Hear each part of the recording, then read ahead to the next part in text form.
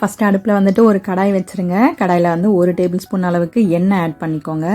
இது கூட வந்துட்டு கடுகு கொஞ்சமாக சேர்த்துக்கோங்க. கடுகு நல்லா பொரிஞ்சிட்டே வருது. இப்போ வந்து நம்ம உளுத்தம்பருப்பு சேர்த்துக்கலாம். உளுத்தம்பருப்பு வந்து கொஞ்சம் ப்ரௌன் ஆகட்டுங்க. இது கூட வந்துட்டு நம்ம காய்ந்த மிளகாய் வந்துட்டு 2 சேர்த்துக்கோங்க காரத்துக்காக. ஓகே, அதுக்கப்புறமா வந்து கொஞ்சமாக கறிவேப்பிலை சேர்த்துக்கோங்க. அதுக்கப்புறமா 2 பூண்டு பல் நான் எடுத்திருக்கேன். அதை வந்து குட்டி குட்டியாக நறுக்கிட்டு சேர்த்துக்கோங்க. இது கூட வந்துட்டு ஒரு சின்ன சைஸ் அளவுக்கு வெங்காயத்தை வந்து சேர்த்துக்கோங்க. ஓகேங்க, இப்போ வந்து நம்ம உப்பு சேர்த்துக்கலாம். சீக்கிரமாக வதங்கிடும். ஸோ நல்லா மிக்ஸ் பண்ணி விட்டுருங்க. இந்த வெங்காயம் கலர்லாம் சேஞ்ச் ஆகிட்டே வருது பாருங்கள்.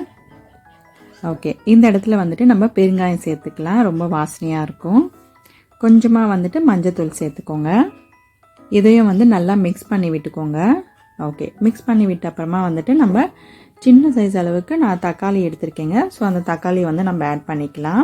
அவரைக்காய் வந்து நான் 1/4 கிலோ அளவுக்கு எடுத்திருக்கேன். வாஷ் பண்ணிவிட்டு நல்லா கட் பண்ணிக்கோங்க இந்த மாதிரி சின்ன சின்னதாக.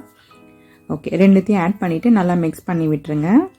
ஸோ குக்கிங்கில் பிகினஸாக இருக்கும் கூட இந்த அவரைக்காய் பொரியலை வந்து ரொம்ப ஈஸியாக செஞ்சிடலாங்க. ஓகே, நல்லா மிக்ஸ் பண்ணி விட்டாச்சு. இப்போ வந்து நம்ம இதுக்கு ஒரு 2 மசாலா சேர்க்கலாங்க.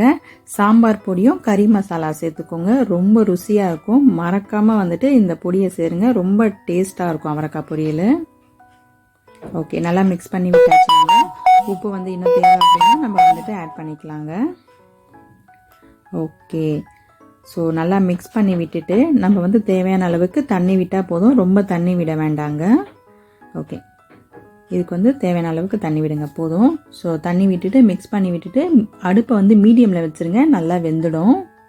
இது வந்து சாம்பார் சாதம், ரசம் சாதம், தயிர் சாதம் கூட ரொம்ப சூப்பராக இருக்குங்க இந்த அவரைக்காய் பொரியல். ஓகே, இப்போ நல்லா வெந்துடுச்சு பாருங்கள். ஸோ இந்த இடத்துல வந்து நம்ம 2 டேபிள் ஸ்பூன் அளவுக்கு துருவி வச்சுருக்க தேங்காயை வந்து ஆட் பண்ணிக்கோங்க. ஸோ ஆட் பண்ணிவிட்டு நல்லா மிக்ஸ் பண்ணி விட்டுருங்க.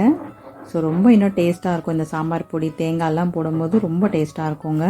ஸோ நல்லா ரெடி ஆகிடுச்சு. நம்ம அடுப்பை ஆஃப் பண்ணிடலாங்க. சூப்பரான அவரைக்காய் பொரியல் ரெடி.